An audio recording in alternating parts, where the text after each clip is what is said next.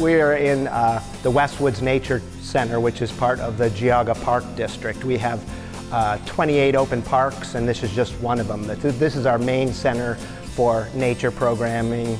We have a lot of exciting, fun programs that we do in the parks in the wintertime. You know, a lot of times in the winter, people are like, oh, I'm going to stay inside, there's nothing to do. But at the parks, there's lots to do. One of our highlights here at the Westwoods is our bird and hand feeding station. And it's open generally from October until around April.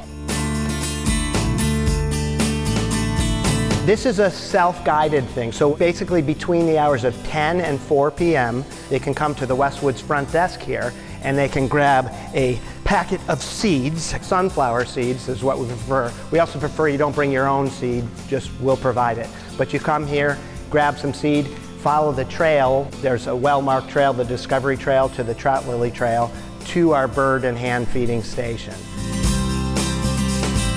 The birds that come to the station will be hardy winter birds like black-capped chickadees, tufted titmice, white-breasted nuthatches. Generally, it's going to be the chickadees that land no problem. They just don't seem to have a fear. We've been doing this program for about 9 or so years, so they're kind of used to people. But we're exciting this year. I'm starting to see tufted titmouse land in the hand as well.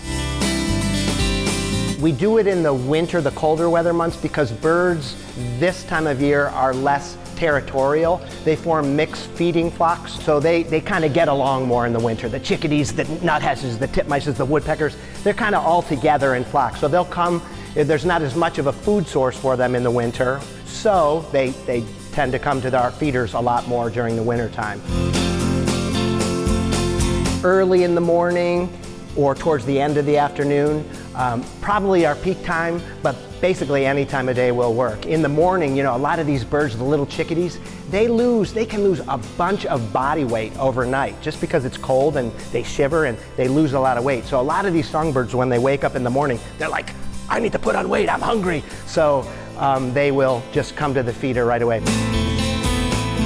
You have to be patient with waiting for the birds because sometimes they come in waves. So you can be sitting there or standing there waiting and nothing's happening, and all of a sudden a flock comes in and starts landing and taking the seed from you. They will come more likely to you if you're calm, you know, you're quiet, and we always recommend you don't come with a really big group of people, although I've been out there with a class of kids and had birds landing. But you know, a couple people, a handful of people.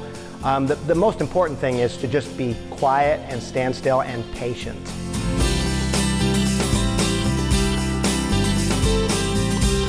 It is really a magical experience. I like to say it's one of our most hands-on exhibits in the Park District. It's just nothing like the experience of having a little tiny songbird come and land on your hand and take that seed away.